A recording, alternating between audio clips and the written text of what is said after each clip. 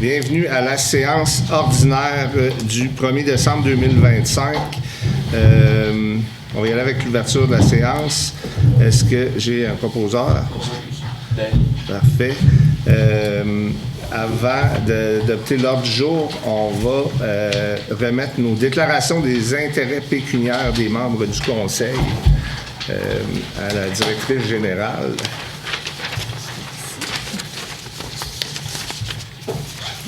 Et voilà. On va à 1.2 avec l'adoption de l'ordre du jour. Est-ce que j'ai un proposeur? Daniel. 1.3. Adoption du procès verbal des séances d'octobre 2025.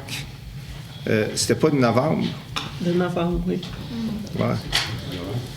D'octobre, on a déjà adopté ça. Donc, adoption du procès verbal des séances de novembre 2025. Est-ce que j'ai un proposeur? Toujours. Tout le monde est d'accord. Dépôt de la correspondance. À 1.4, ça va me prendre un proposeur. Roxane. Tout le monde est d'accord. On arrive à 1.5, période de questions de l'Assemblée. Comme j'ai dit maintes fois, on va faire la même chose. On va garder toutes les questions en rapport au dossier d'implantation d'éoliennes pour la deuxième période de questions. Donc, à cette période-ci, avez-vous des questions? Est-ce qu'il y a des questions une fois? On peut Parfait. débattre autre que les éoliennes présentement? Pardon? Oui. Oui, vraiment. Là. Levez-vous, donnez-nous votre nom. Oui, bien sûr. Parlez fort, le micro est en avant ici. Hein? Je parle oui. OK. Donc, Toin, Nadine Toin, Saint-Deck. Parfait.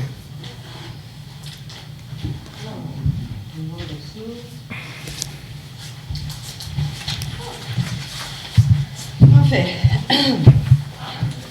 moi, ce que je viens faire ici ce soir, c'est concernant la surtaxe aux Jésuites, canton de Lejeune, pour le chemin public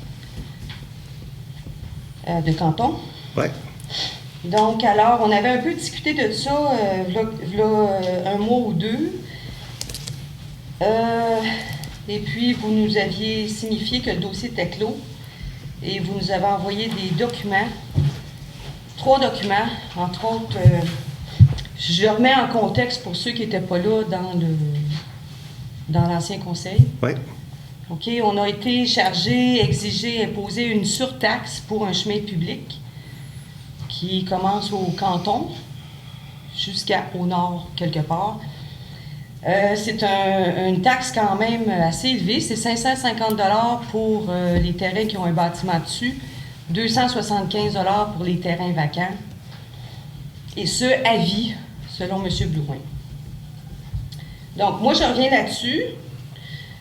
Parce qu'on a reçu 3 documents qui justifiaient cette taxe-là.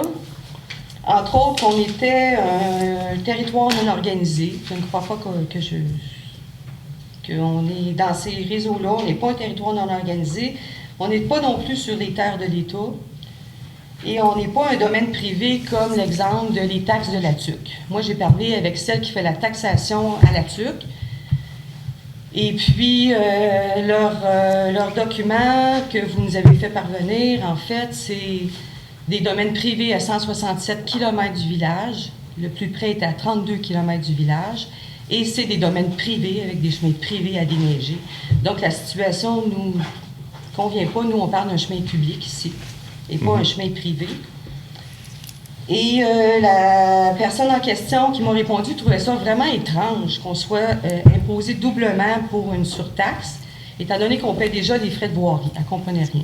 Elle m'a demandé de quel village on venait. J'ai laissé ça là. Je ne suis pas allée plus loin. Bon. Ensuite, j'ai continué mon enquête et j'ai parlé avec des membres de l'Association des propriétaires du lac du Jésuite au nord. Ouais. Qui payent pour un déneigement privé de leur chemin privé. Quand je regarde les budgets, ça n'apparaissait pas au budget 2023 et ça n'a jamais apparu avant. D'après ce qu'on peut voir, ce qui est en onde, depuis 2017-2018, ça n'existait pas. Et la première fois où j'ai vu des chiffres concernant le déneigement de ces chemins privés-là, c'est en 2024, où il y a un montant qui apparaît. Donc, c'est très récent, où les gens de l'association se sont organisés pour demander à la Ville, ils ont fait un accord avec la Ville pour déneiger leur chemin privé en haut, etc., tout ça. Donc ça les concerne, c'est leur chemin privé. Ils ont fait une entente avec vous, et là, on voit des chiffres apparaître dans le budget 2024 pour ça. Ce qui concerne 2000... les états financiers 2024, on ne les a pas, donc on ne peut pas voir les résultats finaux. Dans le budget 2025, on voit toujours la même notice, des chemins privés du lac des Jésuites, mais on ne voit pas la taxe qu'on nous a imposée, obligée à payer, elle est nulle part. Moi, je ne la vois pas, canton, je ne la vois nulle part. Je vois seulement la ligne déneigement privé du lac des Jésuites comme compensation. Donc ça va être une question, je vais revenir tout à l'heure avec ça. Donc ces gens-là, au bout du lac, payent par distance parcourue. Donc il y en a qui payent 200, il y en a qui payent 600, il y en a qui payent 1000, ça dépend. Non, je vais vous détromper tout de suite. C'est le même montant qui est réparti à chacun des citoyens pour la taxe privée. Tout le monde paye le même montant. Peut-être, mais moi, c'est pas ce qu'on me dit d'après la source à qui j'ai parlé. Ils m'ont dit qu'ils payaient tous des montants différents selon la distance parcourue. Je vous dis ce qu'on nous a dit. Bon, s'ils payent toutes la même chose, de toute façon, l'idée est que c'est des chemins privés, puis c'est normal qu'on paye quand c'est un chemin privé. Comme moi, sur le chemin de la Cascade, j'ai un demi-kilomètre dans la neige à me démerder tout ça tous les ans pour déneiger mon chemin, pour me rendre à mon terrain, qui ne touche pas à canton du tout. Et je ne demande rien à personne, puis je le déneige. Bon. Mais là, on parle d'une taxe qui nous est imposée pour un chemin public. Il ne faut jamais l'oublier.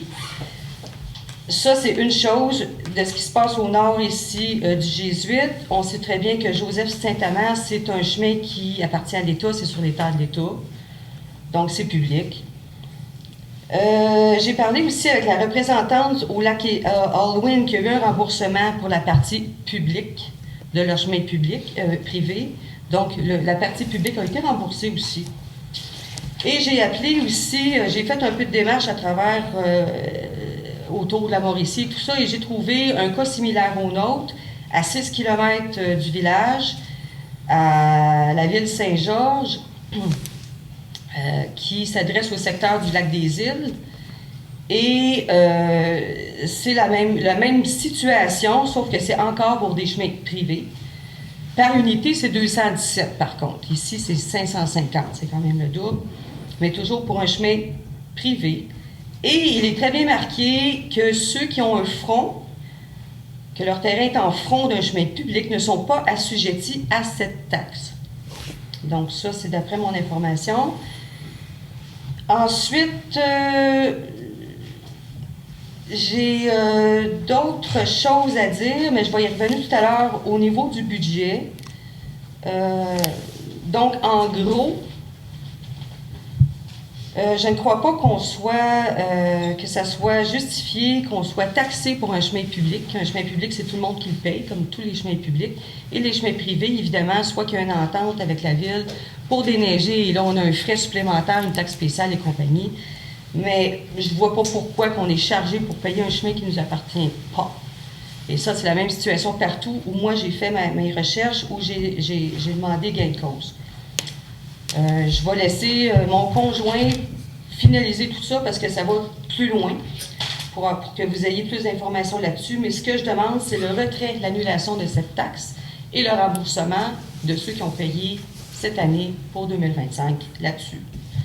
Alors, Farah, viens au micro pour compléter. Juste avant que vous arriviez, je vais juste expliquer aux nouveaux conseillers. Là, dans le fond, là, c'est une taxe de secteur. Qui a été appliquée là, pour une partie dans leur secteur-là. Après avoir fait le calcul, quand on a vérifié, là, on avait les chemins partout dans la municipalité là, nous reviennent environ à, j'ai pas le chiffre exact, là, mais c'est environ 10 000 du kilomètre. Puis dans le secteur visé, là, ça revient à pratiquement 16 000, 17 000 du kilomètre. Donc, la taxe de secteur a été mise en place pour compenser pour cette différence-là. Fait que c'est ça un peu. C'est le sujet lequel Mme Touin approche aujourd'hui. Là.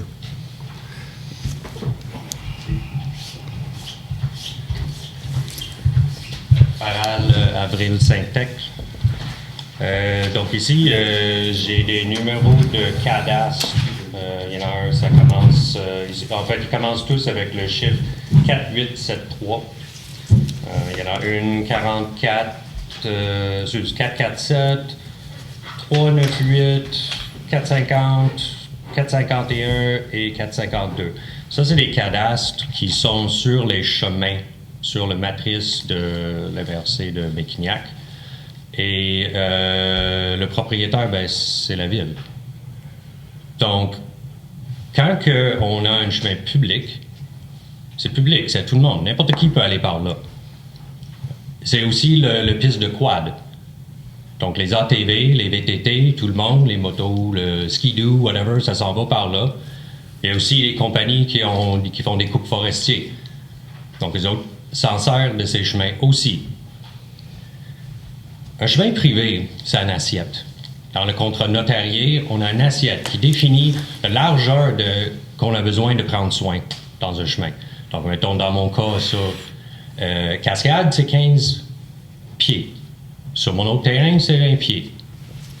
Mais il y a une limite. Là, le chemin de Canton-le-Jeune, c'est quoi? C'est 30 pieds?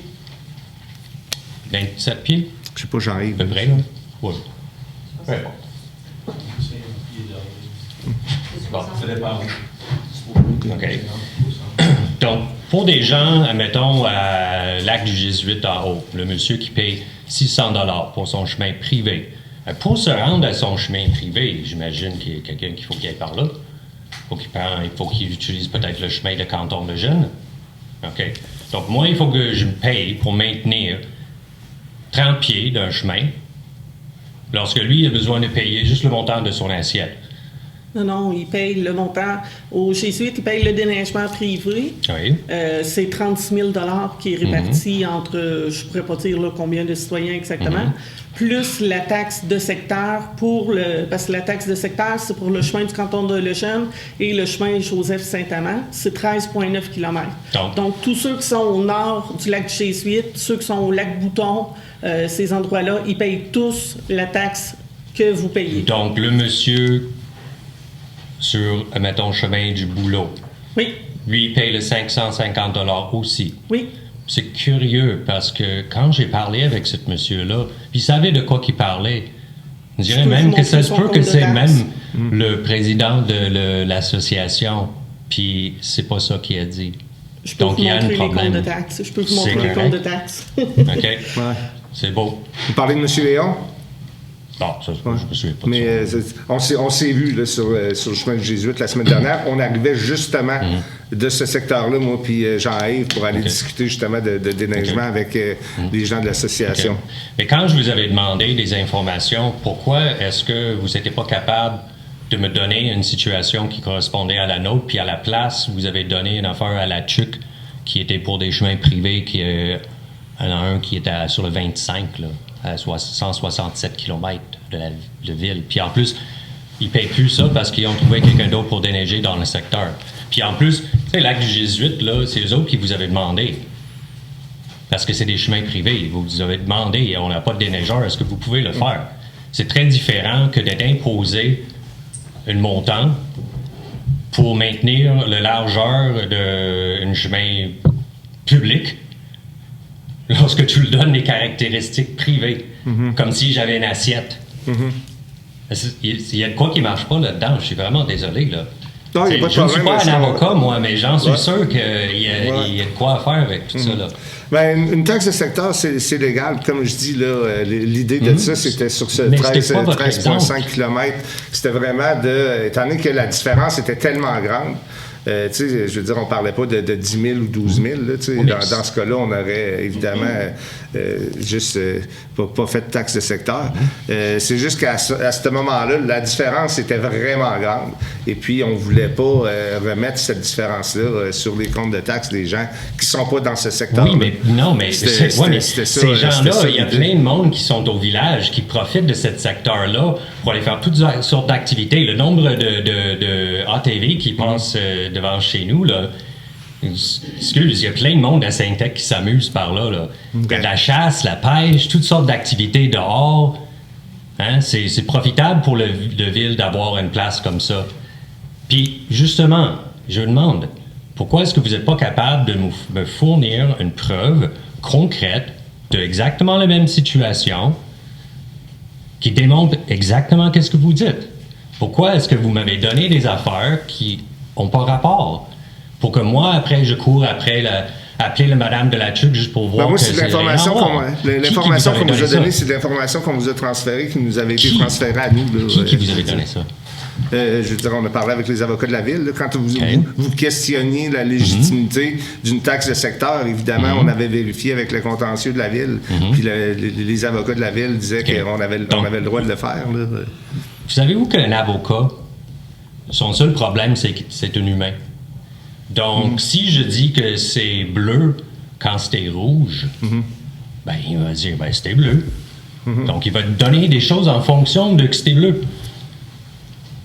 Donc, si vous avez dit tita à votre avocat, puis vous avez donné quelque chose qui ne fait pas de sens avec votre situation, avec la situation, je suis désolé, mais il y a quoi qui va pas. Mais on a expliqué la situation clairement, là, puis pour en revenir là-dessus, là, je veux dire, quand on paye des experts, là, on n'est pas là pour questionner ce qu'ils font, là, évidemment, là, on paye pour des services, puis on paye pour des experts pour justement qu'ils nous conseillent sur des sujets dans lesquels on n'est pas des experts.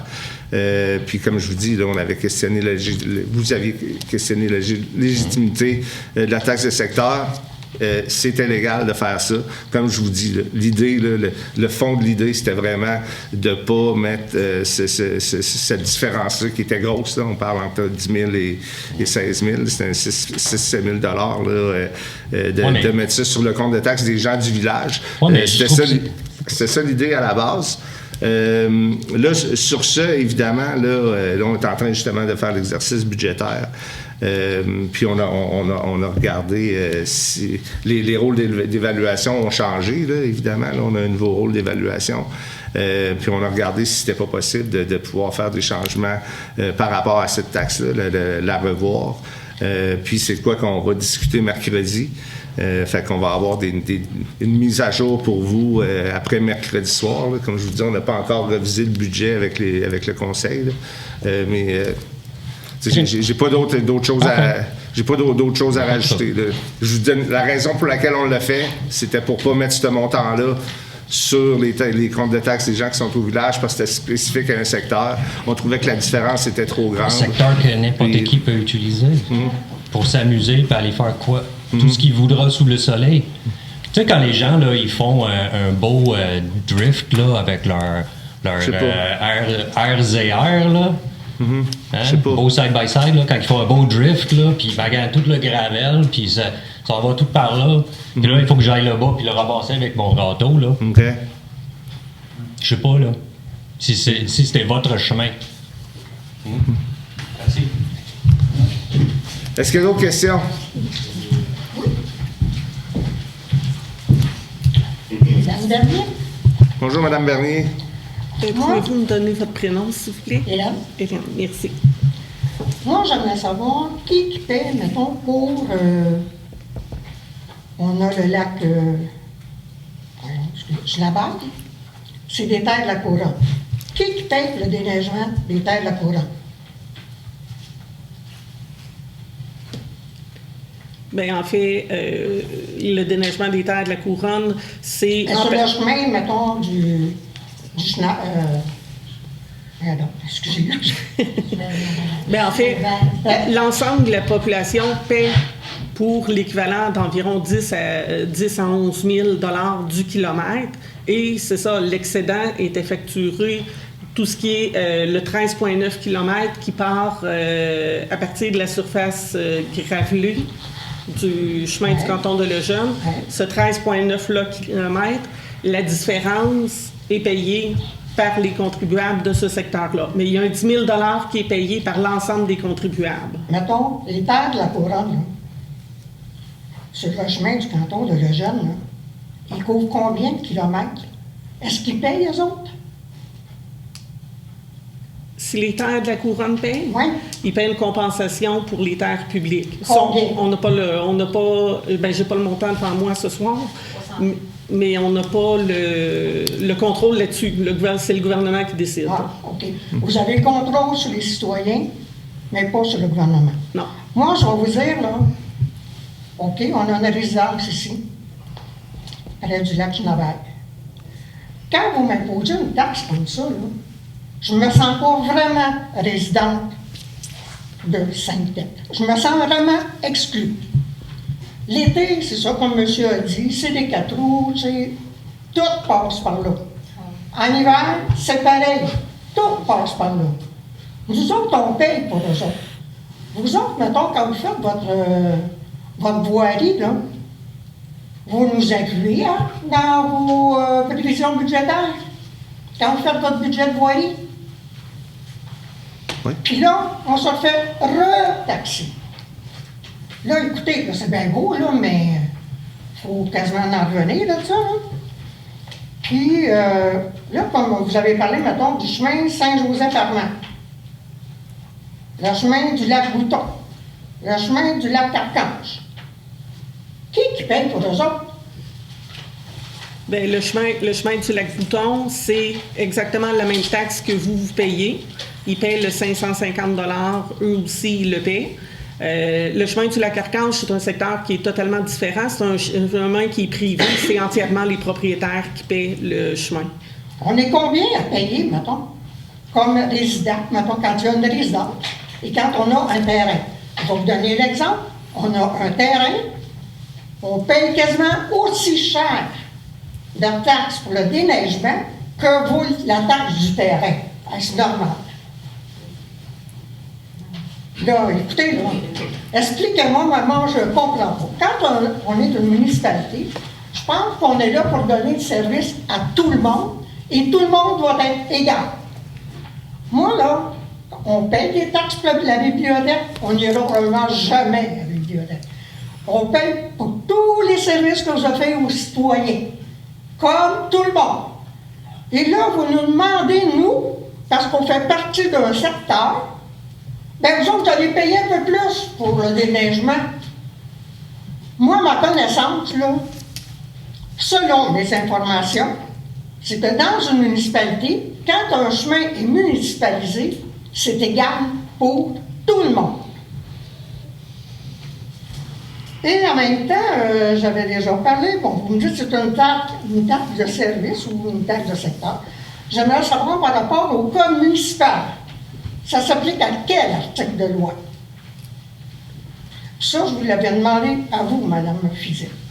Moi, je ne sais pas l'article en tant que tel. Là. Nous, c'est les avocats qui nous ont dit que oui, c'était légal. Donc, on s'est fié à nos avocats. Selon le code municipal, c'est selon quel article de loi? On peut vérifier avec le contentieux de la Ville. Là. On ne peut pas vous donner une réponse aujourd'hui. Il n'y a personne qui est avocat ici sur le conseil, là, à moins que vous nous cachiez des choses, mesdames, messieurs. Non.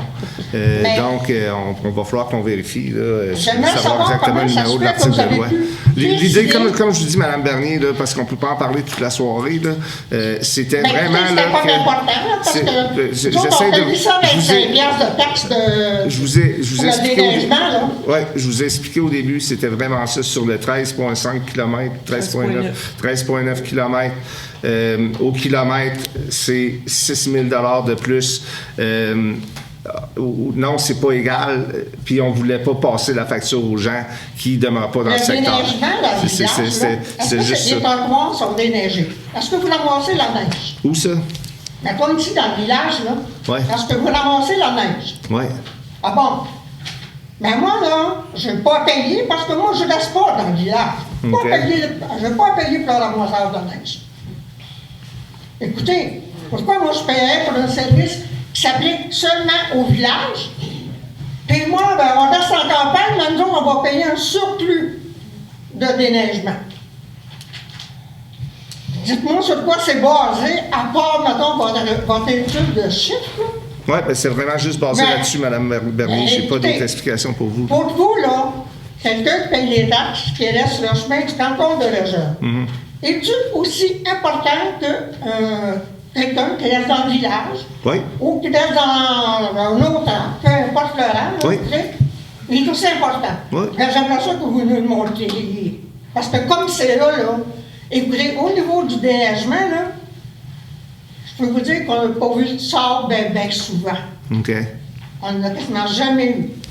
Puis je peux vous dire, si votre contracteur, monsieur, je ne me rappelle pas du nom, s'il trouve ça dangereux, ce point-là, ben regardez, il n'y a pas juste ici que c'est dangereux. Il y en a bien d'autres endroits qui ont des côtes, qui ont des zigzags ou quoi que ce soit. Puis ils ne payent pas plus que les autres. Je me suis informé dans toutes les régions. Entre autres, je vais vous dire, Lanaudière, Laurentide. Dieu sait qu'il y en a des côtes. Puis il y a même des endroits qui n'ont pas une moutarde de maison construite sur ces rues-là, ces routes-là, ces chemins-là. Ils ne payent pas plus, eux autres, là. Tout le monde paye égal. Pourquoi nous, ici, à Sainte-Tech, regarde, on n'est pas pareil, nous autres. Regardez donc. Ben, comme je vous ai dit, là, Mme Bernier, là, c'est vraiment... c'est les chiffres qui manquent pas. C'était vraiment ça, l'idée. L'essence même de la taxe de secteur, c'était de ne pas refiler la facture pour ce 13, qui est la différence de ce 13,9 km-là, au restant des citoyens. Il n'y avait pas d'autres raisons derrière ça. Des soumissionnaires pour le déneigement, Mme Bernier, ben il n'y en a pas. C'est le seul soumissionnaire qu'on avait. C'est la même situation pour tout le monde. Donc, ils chargent comme ils veulent charger. C'est pas à nous à questionner. On en est à un point où est-ce qu'on accepte la soumission ou il n'y a pas de déneigement qui se fait. Bien sûr, je n'ai pas dit de refuser la soumission. Okay. Je vous ai demandé tout simplement qu'on n'ait pas des surcharges de taxes pour du déneigement parce qu'on reste sur le chemin du canton de Lejeune. Parfait. Puis là, vous venez de me dire que le 13,9 km, ça incluait aussi le chemin Saint-Joseph-Armand. Oui. Mais là, écoutez une minute, là. C'est le secteur à partir de quand c'est sur la gravelle. Là. Parce que tout le monde passe par là pour se rendre à leur chalet, ou presque. Oui, c'est ça. Mais tout le monde passe par là, justement. Pour se rendre à leur chalet ou à leur résidence. Puis nous autres, on va payer pour eux autres pour qu'ils se rendent à leur résidence s'ils sont sur un chemin privé. Ils payent eux aussi, s'ils demeurent dans le secteur, ils payent aussi. Non, ils ont un chemin privé, eux. Ils ne payent pas. Ils payent à un entrepreneur. Tandis que nous, c'est vous qui nous déneigeons, qui déneigez le lac, le chemin du canton de Lejeune. Donc, on paye pour eux autres aussi. Nous autres, on paye toujours pour tout le monde. Non, tout le monde qui est dans ce secteur-là.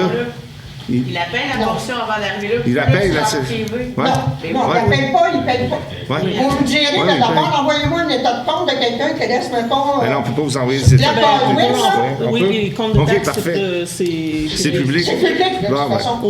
Oui, je peux vous en envoyer. Dis-moi, mettons, quelqu'un qui est sur le chemin d'Alwyn pour voir s'il y a une taxe d'entretien.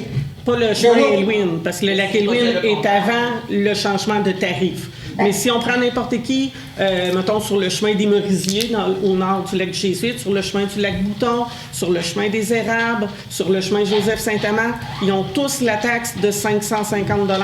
Et en plus, s'ils ne sont pas directement sur le chemin, comme mettons le chemin des Érables, c'est un chemin privé, bien, ils paient en plus un autre 500 quelques $ pour le déneigement. J'aimerais savoir ça, moi. Ça va me faire plaisir de vous le donner, en même temps, madame. j'aimerais savoir, mettons, ceux qui restent sur le chemin du lac du Jésuite, là, sont-ils inclus dans ça? Non, pas le chemin du lac du Jésuite. Celui-là, il est déneigé à 10 000 $ du kilomètre. Ah! Et pourtant, tout le monde passe là. Puis c'est juste au petit bout de chez nous, là. Mais il ne coûte pas plus cher que le reste du village à déneiger, ce secteur-là. C'est vraiment à partir de la... Est-ce que vous donnez des services égaux à tout le monde?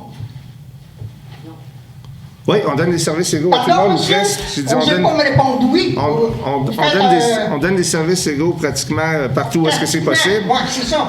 Vous choisissez vos champs de bataille. Non, on ne choisit pas nos champs de bataille, Mme Bernier. Mais comme je vous dis, là, puis je reviens à ce que je disais au début, ce secteur-là, il y a une grosse différence au kilomètre, puis cette facture-là a été refilée aux gens qui restent dans ce secteur-là. C'est juste ça la raison. Là. Puis vous avez 13,9 km de l'autre côté. Oui. Mettons, pour moi, qui coûte environ 7 000 de plus du kilomètre. C'est ça. Mais c'est pas possible de répartir ça pour tout le monde, parce qu'il y en a bien du monde qui passe là. Écoutez, il n'y a pas juste nous autres qui passent là. Tout le monde peut passer là. On a noté vos... C'est pas un chemin privé, c'est pas un chemin qui est marqué t'as pas le droit de passer. On est en train de mettre une barrière, puis on fait payer les gens, mettons, quand ils vont passer, parce que nous autres, on paye du déneigement en surplus pour qu'ils passent. Voyons donc. Dites-moi pas là, que c'est égal pour tout le monde. Je ne vous crois pas. J'ai déjà été en politique, monsieur. Oui.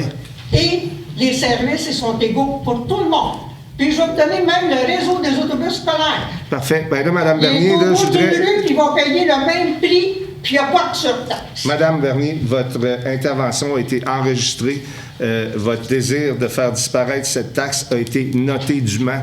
Est-ce que vous avez d'autres questions? Parce qu'on veut continuer avec la séance ce soir. Oui, on vous a compris. On vous entend, on vous écoute.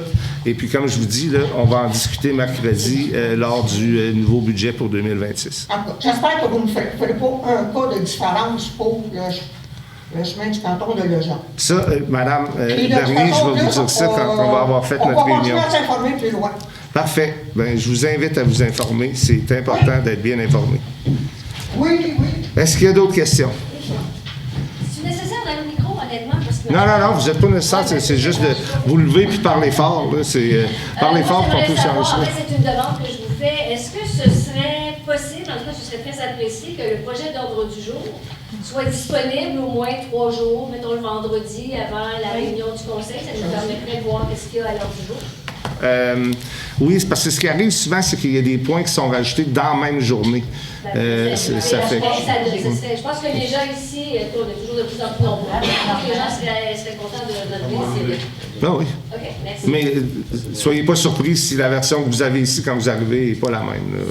Parce que vous travaillez la fin de semaine, c'est ça le problème? On travaille quand il faut travailler. Lundi, si vous vous êtes parlé le vendredi, c'est ce qui arrive. En tout cas, vous comprenez l'essence du message. C'est supposé être disponible quelques jours à l'avance. Vous avez mentionné que mercredi, vous avez une réunion pour préparer les prévisions budgétaires de 2026. Oui. Est-ce que, moi, je m'attendais à ce que ce soir, on ait le point des états financiers, puis du budget 2025, puis prévisions pour 2026. Est-ce qu'on peut savoir un peu quelle est la séquence des activités? Est-ce qu'on va avoir la présentation des états financiers du budget en fait, à la prochaine réunion en janvier? Non, on essaie de... Ça va être une réunion spéciale pour le budget. C'est toujours une réunion spéciale. Une séance spéciale, c'est-à-dire? On a eu la confirmation que là, les états financiers vont être prêts à être présentés le lundi 15 décembre à 6h30, donc ici même. Et ça va être l'adoption des prévisions budgétaires suite au dépôt du rapport financier.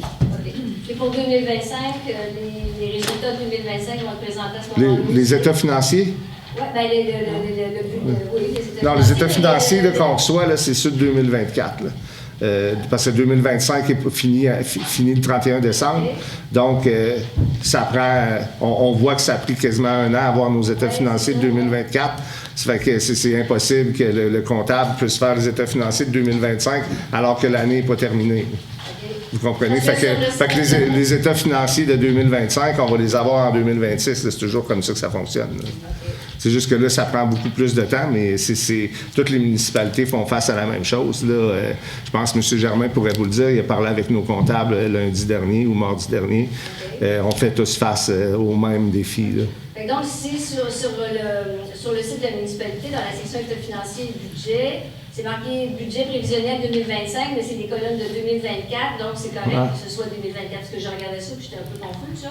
Ouais. C'est correct que ce soit 2024. OK, un budget, c'est pour l'année qui s'en vient, des états financiers, c'est pour l'année qui vient de passer. Bien, dans le budget, vous avez 2024 et 2025. Vous avez le comparatif de 2024 versus ce qui est prévu pour 2025. Valérie, c'est 2024 qui est écrit dans les colonnes. C'est pour ça que j'étais confuse là-dessus. Là. OK. Ah ben, je vais faire la correction. OK. Merci. Est-ce qu'il y a d'autres questions? Oui. Bonsoir.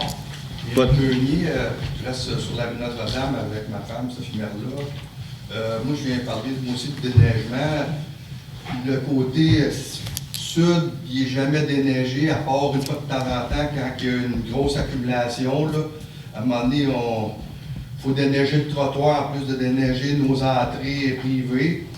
Fait que là, c'est une lacune dans mon... Je considère que c'est une lacune que le déneigement n'est pas fait de ce côté-là. C'est une artère principale. Les chars passent à 100 000 à l'heure. Les gens qui conduisent ne sont pas tout le temps courtois. Puis je trouve que c'est un problème. Là. Ça devrait être déneigé de ce côté-là. Là. C'est vraiment... Ça a l'air que ça se faisait dans le passé. Je ne comprends pas pourquoi c'est arrêté. Là. Il n'y a pas 11 000 km de trottoir à déneiger à Saint-Eck. Là, c'est quand même... Non, en effet, puis je vais vous expliquer un petit peu la problématique qu'on a, là, puis on en a discuté plus tôt au caucus là, ce soir. Dans le fond, là, ce qui arrive, c'est que la manière qu'on déneige les trottoirs, quand on déneige les trottoirs, malheureusement, on rapetisse la largeur de la rue. Qui devient, ça devient un enjeu de sécurité aussi. Donc, pour des raisons, il y a un moment donné, on avait arrêté de déblayer Saint-Jacques, là, il y a 2 hivers, c'était pour des raisons financières, mais aussi pour une raison de sécurité, parce qu'à chaque fois qu'on déblaye les 2 côtés du trottoir, la neige, il faut la mettre quelque part, puis on ne peut pas la mettre sur votre terrain. Puis on n'est pas encore équipé pour déneiger, tu sais, on pourrait dire en bon français, sur le cuir, direct sur le bord de la chaîne de trottoir. Donc, quand on déneige les trottoirs, on envoie la neige dans la rue. Puis là, ben, la rue devient plus étroite, puis ça devient plus dangereux. Donc, c'est pour ça que sur Notre-Dame, je pense qu'ils ont arrêté il y a 3 ans, ils ont arrêté de déneiger un côté du trottoir en déneigeant de l'autre côté. C'est pour essayer de garder la rue plus large. Mais là, on travaille sur une solution. Là, je pourrais pas vous dire que c'est final. Là. On a eu une bonne discussion au caucus tantôt, puis on va regarder là, pour des équipements, là, on aurait peut-être une façon de faire ça là, qui nous permettrait de déneiger les 2 côtés, puis en plus avoir la pièce d'équipement qui empêcherait les rues d'être étroites quand on fait la neige. Fait qu'on est en train de regarder ça, là. C'est vraiment, là, on aimerait ça trouver une solution. On aimerait ça se donner ça comme cadeau de Noël, mais des fois, les choses ne vont pas à la même vitesse qu'on voudrait, mais on en parle. Ouais. Ben, merci. J'avais une question. Ça sera pas long. Les séances extraordinaires, là, comment on peut savoir? Parce que est-ce que c'est diffusé de façon publique ou parce que ça serait intéressant? On aimerait ça des fois assister, mais on la voit pas passer. Est-ce que vous la publiez quelque part? Les séances extraordinaires ne sont pas obligées d'être publiées. C'est pas obligé, mais on peut quand même bonifier.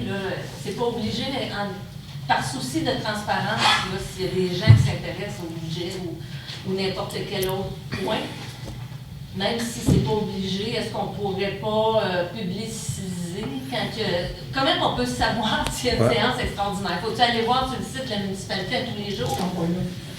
Pardon? Est-ce qu'on a un délai? Il faudrait qu'on parle avec le conseil. Là. Moi, j'ai pas de problème avec ça. Là, mais, on va se pencher là-dessus. Comme je vous dis, là, on va en parler.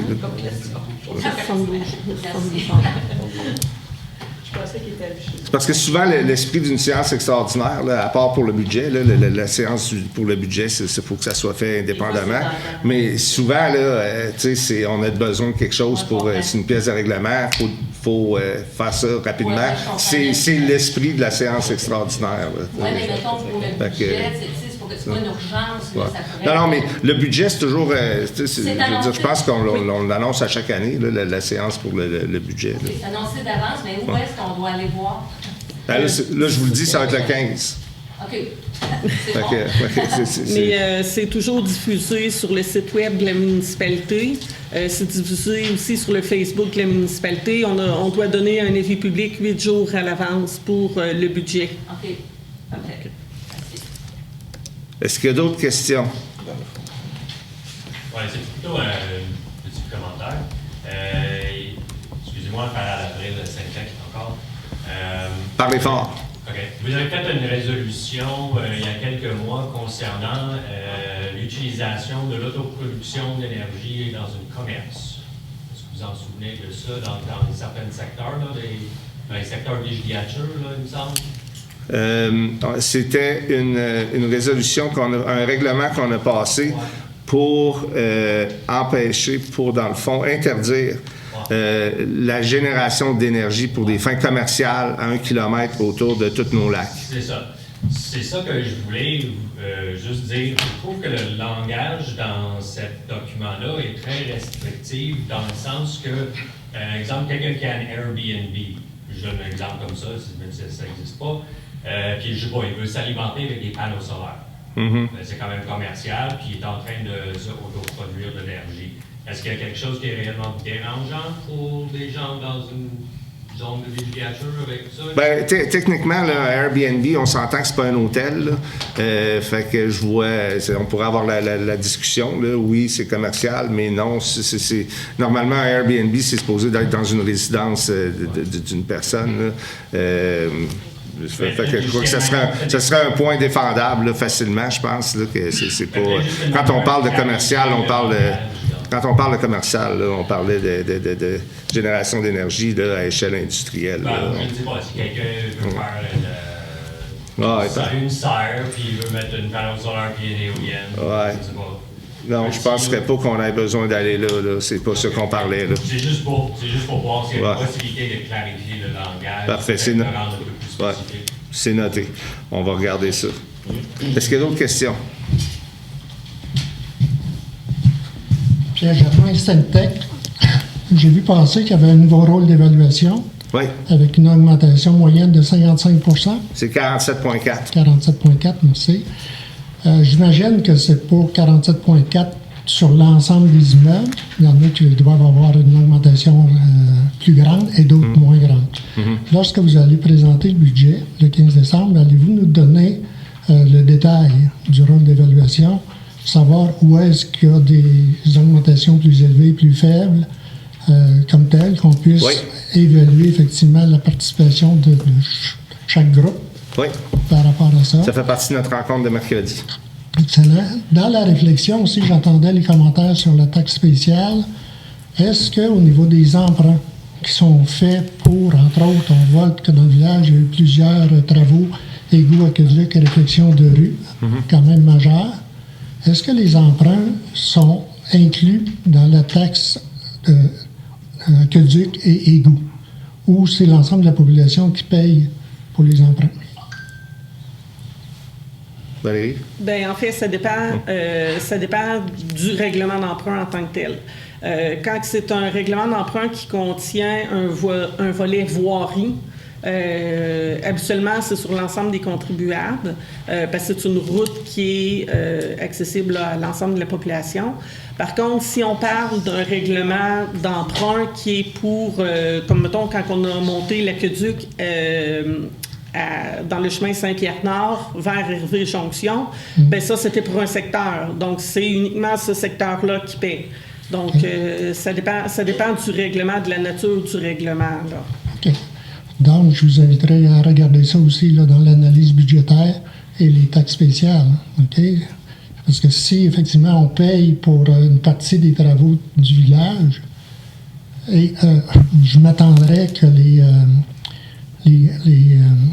riverains, que l'augmentation de la valeur des propriétés des riverains, je m'attendrais que ça soit celle-là qui ait augmenté beaucoup. Okay? Donc, notre participation aux finances de la municipalité, ça commence à être relativement important. Là. Donc, ça serait le fun que vous preniez ça en considération dans l'élaboration du budget et des taux de taxation. Merci. Est-ce qu'il y a d'autres questions? n'y a pas d'autres questions, donc on va continuer avec 1.6. Adoption du calendrier des séances pour l'année 2026. Est-ce que j'ai un proposeur? Jacques. Tout le monde est d'accord? Oui. 1.7, nomination sur différents comités. Est-ce qu'il faut nommer qui est sur des comités? Non. Parfait. Donc, la nomination des différents comités, est-ce que j'ai un proposeur? Roxane, tout le monde est d'accord? Demande d'un employé. 1.8, on avait une demande, là, on a présentement un employé qui est en arrêt de travail pour des raisons médicales. Et puis, évidemment, la personne qui reste prend les bouchées doubles. Donc, elle voulait savoir si elle pouvait avoir la compensation que l'autre employé avait, évidemment, après avoir vérifié avec le syndicat. C'est sûr que ça a du bon sens. Et puis, on va de l'avant avec ça, sans aucune question, évidemment. Donc, est-ce que j'ai un proposeur? Danny, tout le monde est d'accord? Oui. 1.9. Offre de services professionnels en droit municipal de lavery. Ça, c'est un frais qu'on paye à chaque année pour des avocats. Là. C'est un petit peu comme un 800, j'ai besoin d'un avocat. Là. C'est un service qu'on a au municipal. C'est la même facture qui revient chaque année, c'est 1 200 $. Est-ce que j'ai un proposeur? Daniel. Tout le monde est d'accord? Oui. Affichage d'un poste temporaire de secrétaire en remplacement. C'est un peu ce que je vous parlais là. Il y a 2 points. On va engager quelqu'un temporairement là, pour faire des tâches comme répondre au téléphone, des choses comme ça, histoire de nous donner une chance pour que les gens de l'administration puissent se sortir la tête de l'eau. Est-ce que j'ai un proposeur? Roxane. Tout le monde est d'accord? Oui. On passe à 2 trésoreries. 2.1. Approbation des comptes de décembre 2025, des écritures du Journal général de l'État prévisionnel des résultats. On est à 1 100 945 et 64. Est-ce que j'ai un proposeur? Jacques, tout le monde est d'accord? 2.2, emprunt temporaire pour le règlement 424-2025, c'est pour la réfection des rues Magnan, Grenier et Vallée. C'était ça, hein? C'était 3 rues-là. Donc, c'est pour 875 862. Évidemment, on a une subvention pour ça. Là. Les subventions n'arrivent pas toujours à la vitesse que les factures arrivent. C'est donc l'idée derrière les emprunts temporaires dans ce temps-là. Est-ce que j'ai un proposeur? Oui, Fred. Ouais. 2.3. Demande de contribution financière de les œuvres du Lac-en-Cœur. On va remettre 50 $. Est-ce que j'ai un proposeur? Danny. Tout le monde est d'accord? 2.4, utilisation des fonds réservés pour l'élection municipale du 2 novembre et fixation du montant à verser à la réserve pour les années 2025, 2026, 2027 et 2028. Donc, on avait 20 000 $ dans la réserve qu'on a utilisé pour les élections. C'était des élections qui ont coûté environ 30 000 $. Donc, le montant qu'on va mettre de côté pour les prochaines années va être de 8 000 $ pour pouvoir couvrir les prochaines élections. Est-ce que j'ai un proposeur? Jacques, tout le monde est d'accord? Oui. 2.5, adoption de la quote-part de la MRC de Mekinac pour l'année financière 2026. On a eu une augmentation de 3,3 % par rapport à notre quote-part de l'an passé, ce qui la met maintenant à 428 810 $. Est-ce que j'ai un proposeur? Tout le monde est d'accord? Oui. 2.6, liste des personnes endettées envers la municipalité pour des taxes non payées. On a 8 dossiers pour un total de 46 184 $ et 75. Est-ce que j'ai un proposeur? Marco?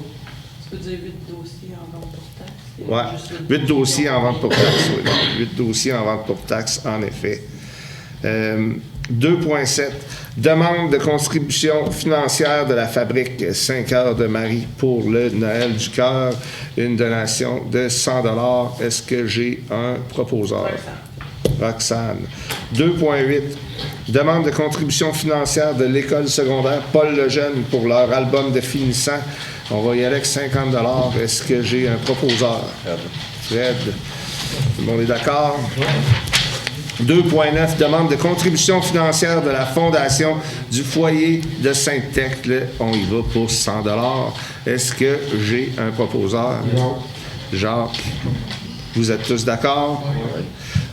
2.10. Offre de service pour la télémétrie de la climatisation à l'hôtel de ville. C'est un montant de 90 $ par mois, plus taxes pour ce service-là. Dans le fond, c'est notre compagnie qui s'occupe de notre climatisation. Là. Ils ont un système où est-ce qu'ils peuvent contrôler ça à distance. C'est les frais pour ça. Est-ce que j'ai un proposeur? Marco. Merci, Marco. Tout le monde est d'accord? Oui. 2.11. Construction et pavage Boisvert. Décompte progressif numéro 1 pour les travaux de la rue Magnan, Grenier et Vallée. C'est un montant de 46 676,50 $. Est-ce que j'ai un proposeur? Oui. Tout le monde est d'accord? Oui. On n'a aucun point en sécurité publique. On passe au point 4.1. Approbation du rapport des dépenses pour le sous-volet projet particulier d'amélioration pour la circonscription électorale PPA-CE du programme d'aide à la voirie locale. Donc, on avait des travaux pour 18 622,14 $ et puis l'aide était de 18 313 $. Est-ce que j'ai un proposeur? Roxane, tout le monde est d'accord?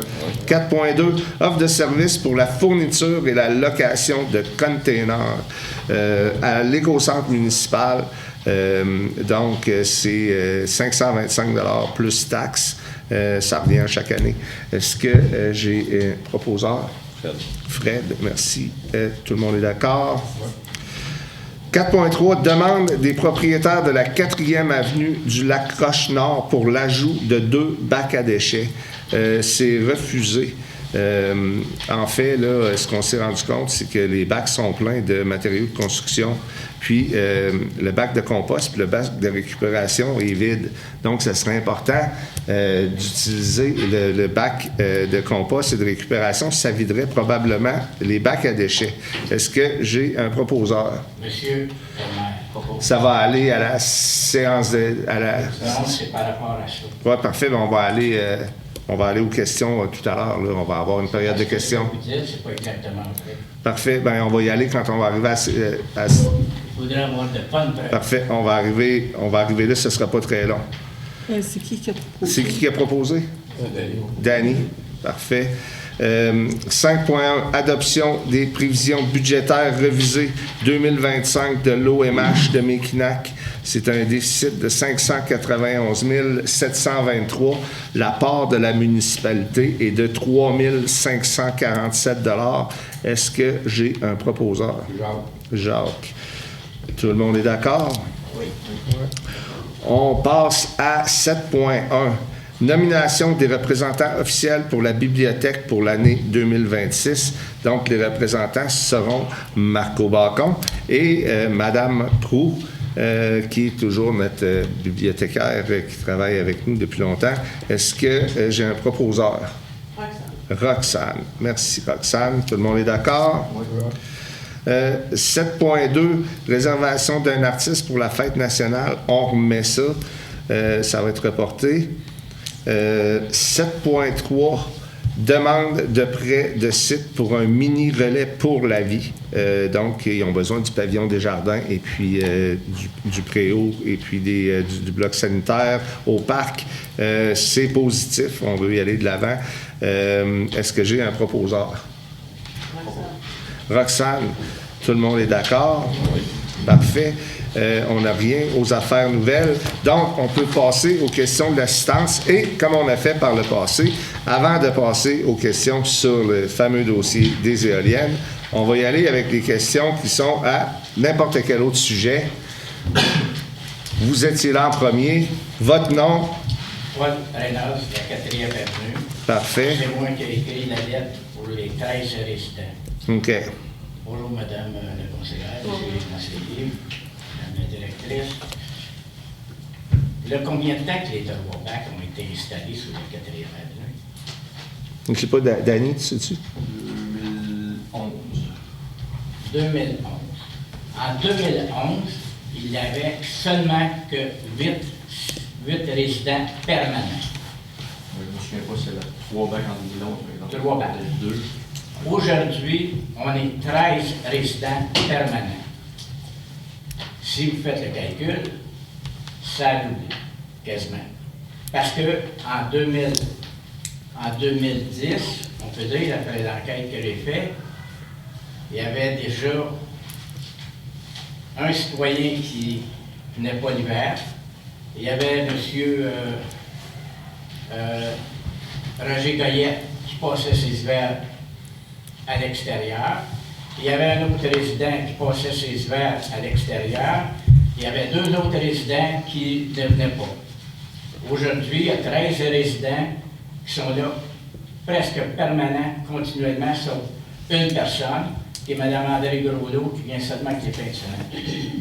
Quand vous dites que vous avez vu dans un des conteneurs, vous avez vu des résidus de construction. Quelle quantité? Quelle quantité? Danny? Vous avez assez pour prendre la place d'un conteneur pour... Non, j'ai vu les photos.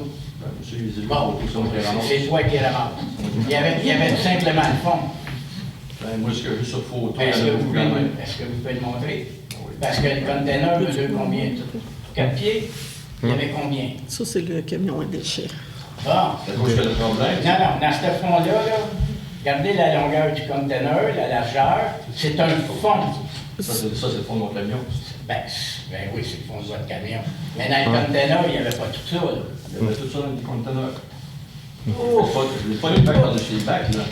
Non, je ne veux pas dire que ça se peut pas, ce que vous dites. Mais est-ce que vous pouvez prouver que c'est quelqu'un de la 4e avenue qui met ça là?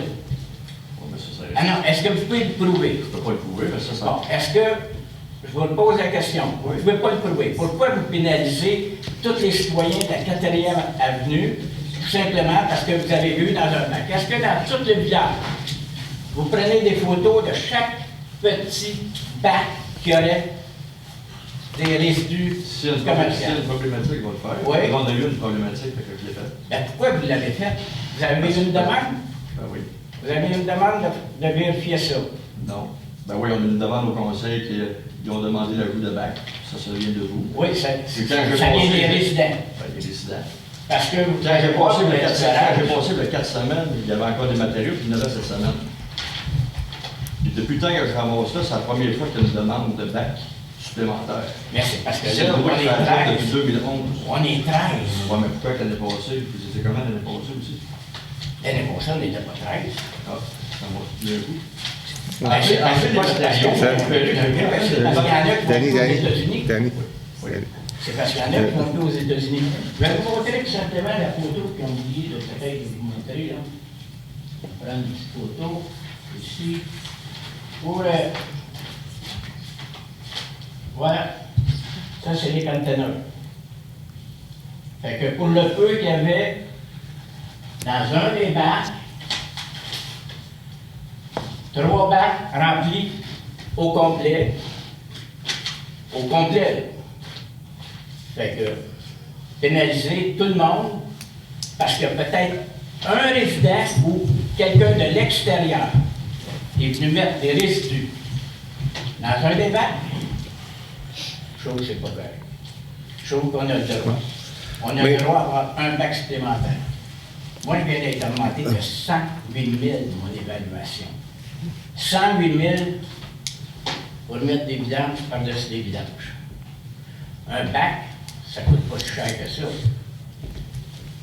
Et, plus que ça, je pourrais vous dire que si on a le bac, je vais m'engager à mettre des papiers dessus ou une pancarte pour dire qu'on ne peut mettre des matériaux de construction.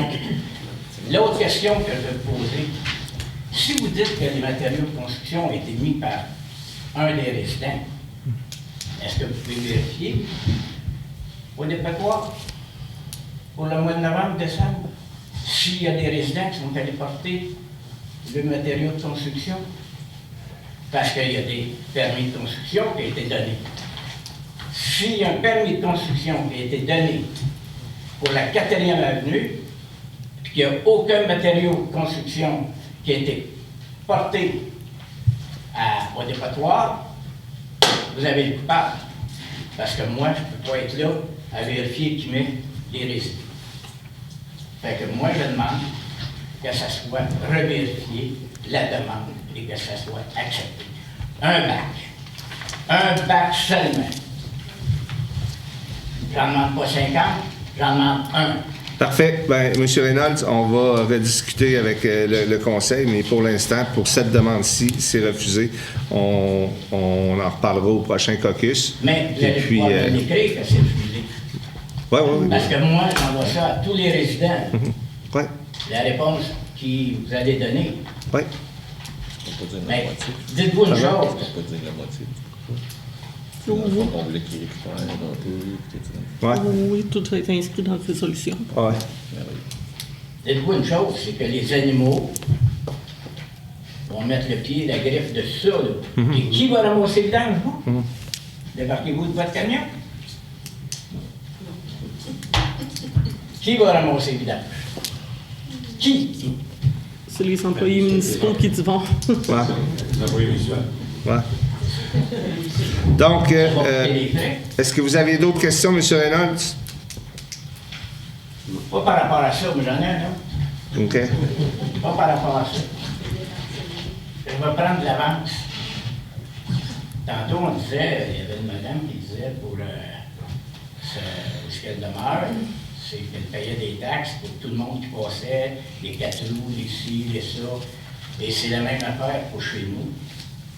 Moi, je sais qu'en restant sur la croche, que mes taxes vont augmenter.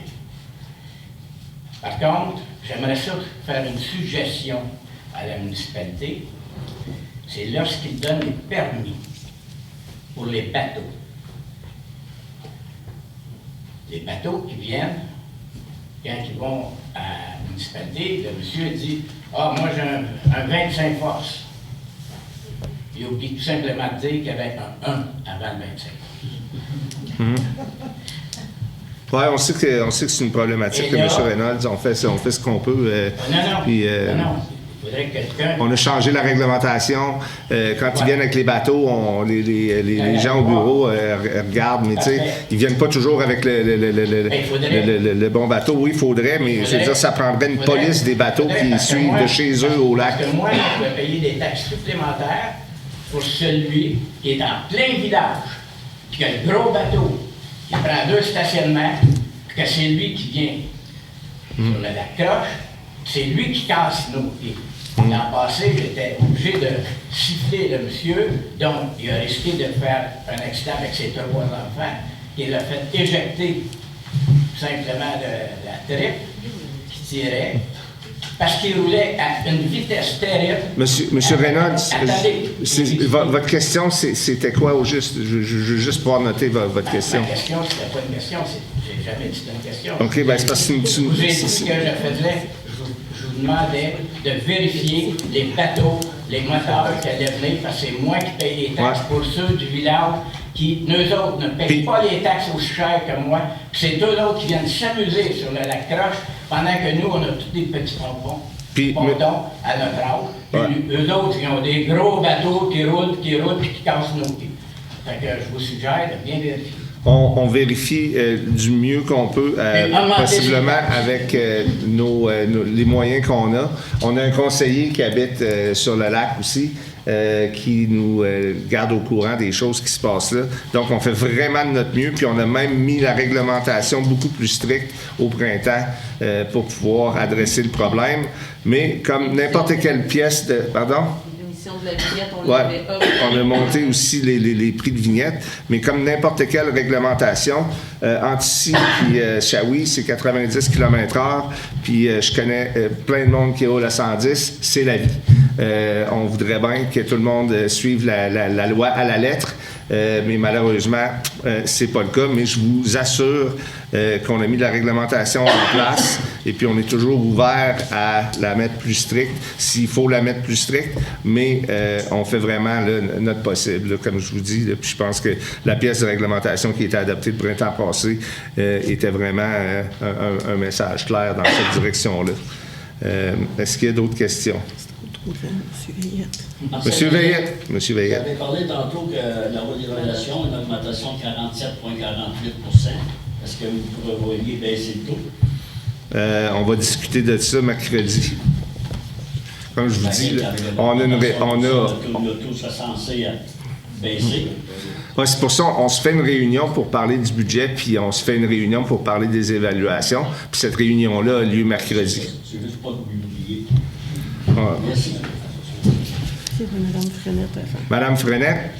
Oui, moi, je voulais savoir, dans la prévision du 47,4 d'augmentation de taxes, y a-t-il un montant là, sur le règlement du fameux conflit inclus là-dedans ou c'est un cadeau à venir encore? Les évaluations, c'est fait au niveau de la MRC. Là, ça n'a absolument rien à voir avec de nous ici. Là. C'est pas nous qui fait, c'est pas nous qui bâtissons le rôle d'évaluation là, ici à la municipalité. Là. OK, fait que ça n'a pas rapport avec ça. Non, ça n'a rien à voir avec ça. Là. On est rendu à... On a-tu une idée de où est-ce qu'on est rendu dans ce fameux conflit-là de frais? Bien, on a 4 litiges sur 5 de régler. Et puis, je veux dire, je pense que j'avais donné une mise à jour là, à la dernière séance ou la séance d'avant, qu'on avait 4 litiges sur 5 de régler. Ça suit son cours. J'ai pas un montant à date, là, mais ça l'a pas augmenté énormément. Là. Mais je vous donnerai ça à la prochaine séance. Là. OK. Merci beaucoup. Bienvenue. Est-ce qu'il y a d'autres questions? Mieux? Oui. Concernant les bacs, ça vous pouvez vous présenter, Michel Roux. Oui. Concernant les bacs à la 4e avenue, je ne connais pas votre méthode de calcul, mais la 6e avenue, il y a 2 bacs pour la moitié de résidents qu'on est à 4e avenue. 5 à l'essai. Fait que là, je me demande comment on fait pour calculer qu'on a besoin seulement que 3 bacs. Puis on est la 5e avenue, la 6e avenue, il y en a juste 2. OK. Puis nous autres, on est le double de résidents. OK. Je pense que le 4 bacs, ça serait peut-être nécessaire. On pourrait voir avec le temps si on en a besoin ou non. Sinon, on le retirera. OK. On est 2 fois plus de résidents. Il me semble que Parfait. les 2 font 4. C'est noté. Que je voudrais rajouter par rapport au bac. Monsieur Reynolds, ça ne sera pas long. Il y a Mme Cloutier juste derrière vous qui avait une question. Excusez-moi. J'ai envie de vous laisser passer. Ouais. Ben oui, allez-y, Mme Cloutier. On essaie d'y aller dans l'ordre. Paul Prédage, 4e avenue. J'ai rencontré M. Boucher. Oui. Et j'ai eu une très bonne conversation avec M. Boucher. Et je lui ai mentionné à un moment donné qu'il y avait du monde de la 6e avenue qui passait et qui venait sur la 4e avenue. OK. Sur la 6e avenue, il y a des messieurs, il y a des résidents qui font de la construction présentement, qui vous dit que c'est pas eux autres qui mettent le débris dans nos villages. Je ne savais pas, moi non plus. Sauf mettre un bac de plus. Madame Cloutier. Oui, ben moi, je veux parler de Test Canada. Oui. Est-ce qu'il y avait d'autres questions? Non? Oui, c'est ça, sur Parfait. Oh, ben, je peux dire juste quelque chose pour les bacs. Là. Il y a toutes sortes de monde qui amènent du stock de matériaux de construction pour les domper dans les bacs de n'importe qui quand ils peuvent. Point. C'est ça que les gens ils font. Parfait. Merci. Oui, bon, Martine Cloutier. Le projet de Test Canada, ben, je ne reviendrai pas sur l'historique, vous le connaissez tous. On a fait une consultation démocratique ici à Sainte-Luc, il y a eu un sondage. Faire un résumé à 70, 69, 70% à chaque fois. Le résultat démontre que les gens ne sont pas d'accord, ne sont pas favorables, sont même, on peut dire, contre. Le mot défavorable et tout ça, c'est, ils sont contre le projet de TES Canada. On vous a entendu dire qu'il n'y avait pas d'acceptabilité sociale. Au-delà de ça, moi, j'aimerais vous entendre, peut-être à tour de rôle, peut-être quelques-uns parmi vous, vous réagissez comment par rapport à ça? Parce que pour vous reconnaître que depuis 2 ans, on n'a pas entendu beaucoup votre opposition par rapport au projet. Comment ça vous fait réagir? Comment vous voyez aller comme conseil municipal avec ce résultat-là? Est-ce que vous avez des actions que vous êtes prêts à mener? Est-ce que vous pensez à des actions justement pour consolider cette position-là et protéger certaines zones, certains secteurs, c'est un mot à la mode, vous savez, c'est le secteur, alors que certains secteurs de la municipalité. Je reconnais que vous avez adopté une résolution pour protéger un périmètre en vue d'un parc régional. L'idée est excellente, on est content. Mais il y a quand même des gens qui habitent de l'autre côté de la voie ferrée, puis qui n'ont pas l'expression de votre intention de protéger d'autres zones. Bref, ma question c'est, vous êtes rendu où? C'est quoi votre posture comme conseil municipal? Parce que la semaine passée, puis je termine avec ça, Éric, vous étiez là, mais à la MRC, à la séance des maires de la MRC Mekinac, il y a eu une résolution qui a été adoptée à l'unanimité pour dire que les maires étaient défavorables au projet. Alors, ça fait parler, ça fait réfléchir les élus, ça a fait réfléchir M. Champagne, c'est quand même pas rien. Alors, ici à Sainte-Tech, là, quand on aimerait ça vous entendre, alors votre posture par rapport à tout ça, c'est juste. Bien, je vais commencer. Là. Je pense que tout de suite, au lendemain des résultats du sondage, là, avant même le référendum ou la consultation démocratique, on a été clair là, dans une résolution pour la CPTAQ où est-ce qu'on ne recommandait pas le projet puis on suggérait même de le rejeter à la CPTAQ. C'est dur d'être plus clair que ça. À part ça, on n'avait pas... la dernière discussion qu'on a eue, c'était au dernier conseil, là, qui était le premier conseil pour les nouveaux conseillers. J'ai demandé s'il y avait d'autres choses que les conseillers voulaient faire. Je veux dire, on sait que la prochaine étape, c'est le BAP. Là, il va falloir qu'il y ait un mémoire, ainsi de suite. Ça fait que, quand on en a discuté, tout le monde était, je pense, en paix avec les démarches qui avaient été prises. Là, la parole est à vous. Là, chacun votre tour. Si vous voulez répondre à Mme Cloutier, là, vous n'êtes pas obligé. Là, mais... Moi, vous connaissez, moi, je suis toujours contre les éoliennes. Pas toujours travailler en ce sens. Eh bien, moi, vous savez, j'ai participé à quelques informations. En fait, je me suis quand même informée. On est là-dessus depuis 2 ans. C'était important pour moi de connaître tout le dossier du début à la fin. Je pense que mes leçons sont faites. Et on s'est prononcé contre. C'est clair que nous, depuis le début, on disait qu'on allait suivre la population, puis c'est ce qu'on a fait, puis c'est ce qu'on fait. Fait que oui, c'est très clair. Il n'y a aucun doute qu'il n'y a pas d'acceptabilité sociale, puis que les gens n'en veulent pas. Fait que, dans le fond, le but de faire la question référendaire, c'était vraiment, on savait que ça ne changerait rien, mais c'était pour aller encore plus taper sur le clou, parce que, tu sais, on peut, si on dit juste non, eux, ils vont un petit peu s'en foutre. Là. Fait que c'est de rajouter un peu des couches pour aller valider ce qu'on veut pas. Fait qu'on veut pas d'éoliennes. Après ça, ce qu'il reste à faire, c'est... Laisse-nous un peu, nous autres aussi. Non, c'est pas vrai, on va Non, mais il y aurait le mémoire que je trouve important de faire, qu'on avait dit qu'on travaillerait là-dessus. Mais là, à ça, on a tellement eu une grosse réunion, on n'était pas tout là-dessus. Mais puis le mémoire, dans le fond, moi, mon idée de plus que j'aurais voulu apporter, c'est peut-être demander, parce qu'on peut mettre des témoignages dans un mémoire. J'aurais peut-être voulu des petits bouts de témoignages de ceux qui voudront bien s'impliquer, puis on dirait que j'ai l'impression que ça ne manquera pas les gens qui vont vouloir participer. Fait que ça serait là où je suis. Je pense qu'après ça, je ne sais pas ce qu'on pourra faire de plus, mais c'est sûr que c'est bien clair qu'on ne va pas de l'avant de mon côté. Ça a été très bien résumé par Roxane, chez le maire.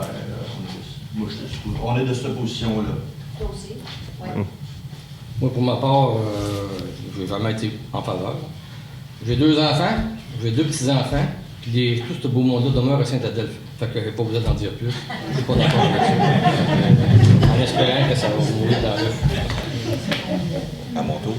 À votre tour. Ben, c'est bien. Comme que je rencontrais le monde dehors, dans le fond, on disait que moi j'allais voter, que les citoyens, s'ils étaient pour, j'étais pour, s'ils étaient contre, j'étais contre. Ça, je me suis jamais caché, dans le fond, au niveau de la population. Les choses qu'on pourrait faire, c'est sûr que moi, dans mon petit chose, on a rencontré Martine Ouellette, qui est une fervente, dans le fond, du compte. Est-ce qu'on pourrait avoir des options? Sûrement. Il faudrait juste, dans le fond, y réécrire. Est-ce qu'on a mis ça sur la glace un peu? Pour ma part, oui, parce que dans le fond, il y avait des élections. Est-ce qu'on pourrait travailler sur le dossier? Oui, effectivement. J'avais l'intention, justement, de réécrire pour voir si on pourrait faire autre chose. Est-ce que le municipal peut changer des choses? Sûrement. Quoi?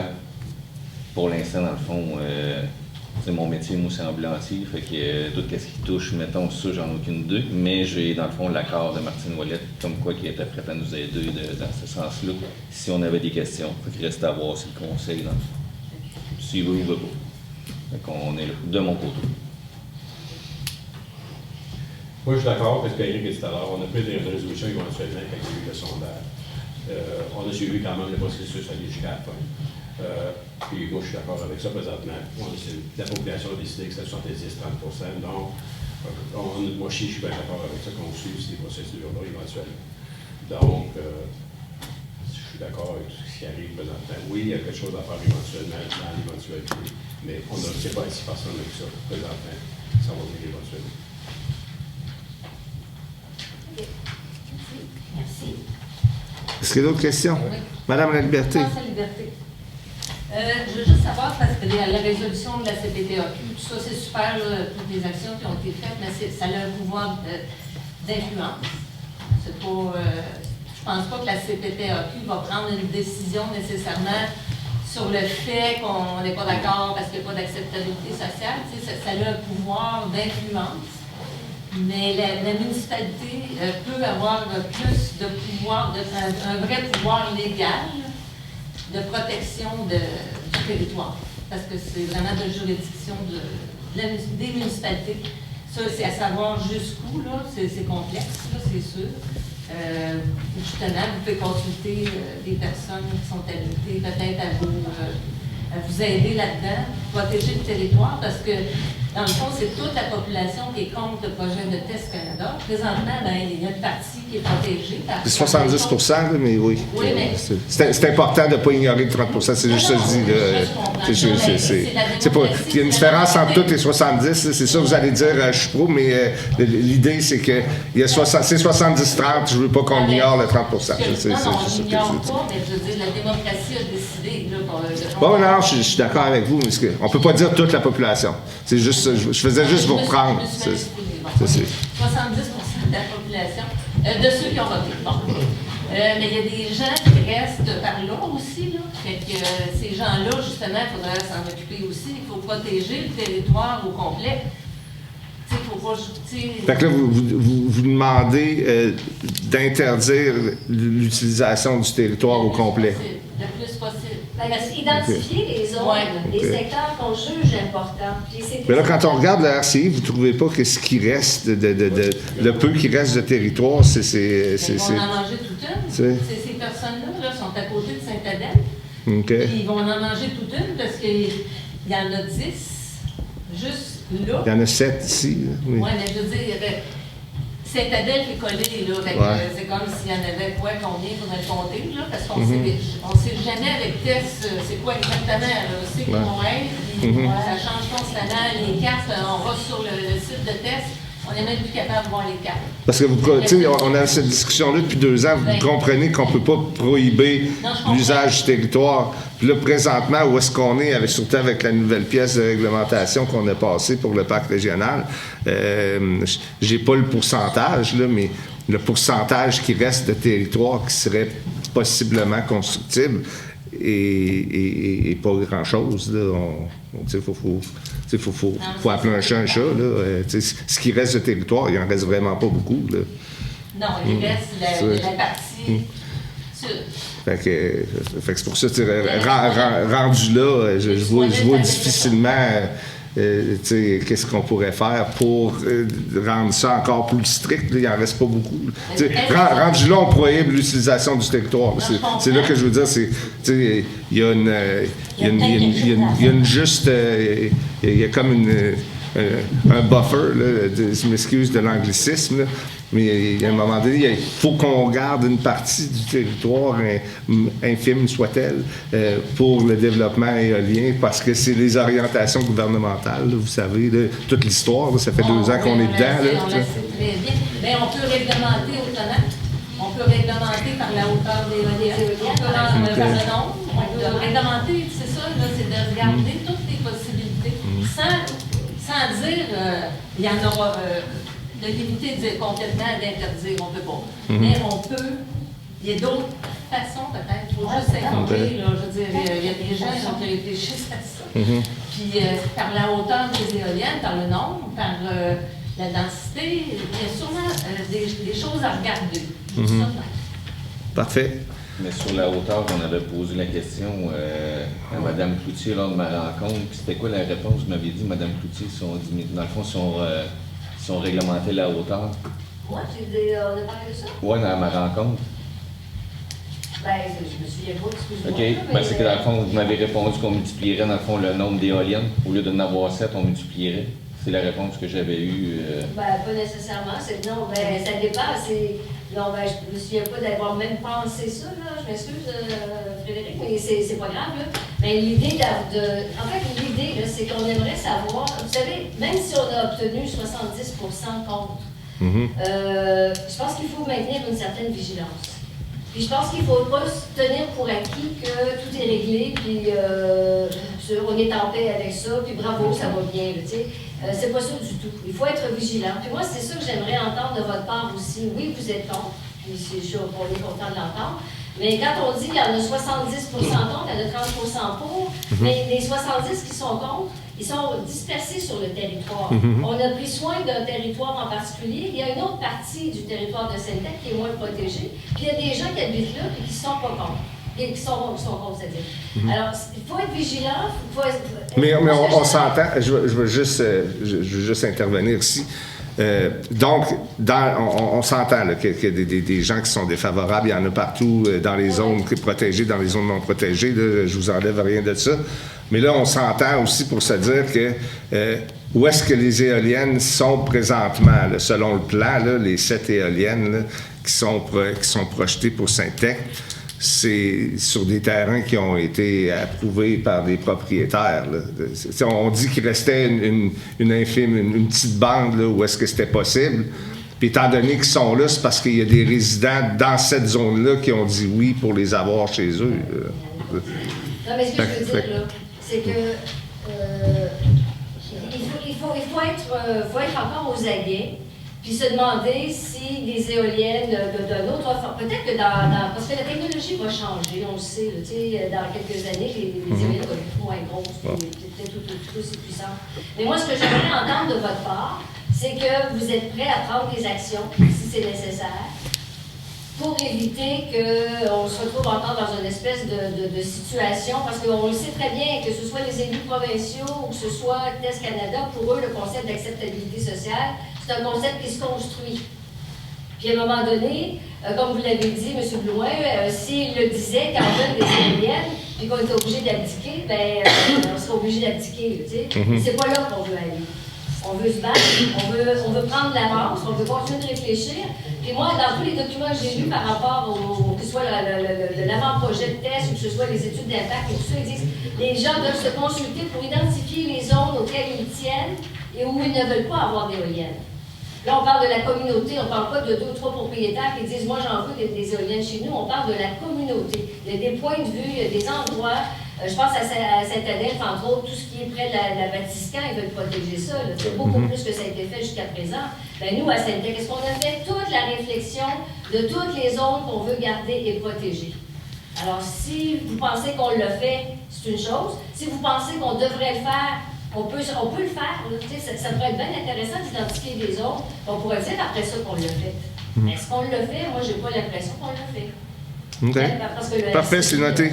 Voilà. Est-ce qu'il y a d'autres questions? Oui, un petit commentaire. Je vois souvent que ça revient sur l'idée des orientations gouvernementales. Petite parenthèse là-dessus, les orientations gouvernementales ne sont pas des lois. Il y a des lois qui précèdent ces orientations gouvernementales. Les orientations gouvernementales, il faut qu'ils soient cohérents avec le Code civil et les autres lois qui vont avec, comme justement les lois sur l'expropriation et tout ça. Donc, en fait, si vous permettez, en fait, d'installer des éoliennes, mettons, dans tel secteur, puis il y a quelqu'un qui est touché par une expropriation quelconque, même si c'est zoné agricole, il peut y avoir une expropriation à cause de chemin ou une chose pour les animaux, si ça. Bien, imagine, c'est qui est responsable pour cette expropriation-là? C'est la ville.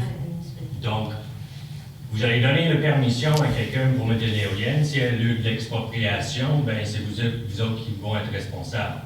Et donc, le 25 000 que vous allez recevoir, ce ne sera jamais assez pour payer l'expropriation de la personne. OK.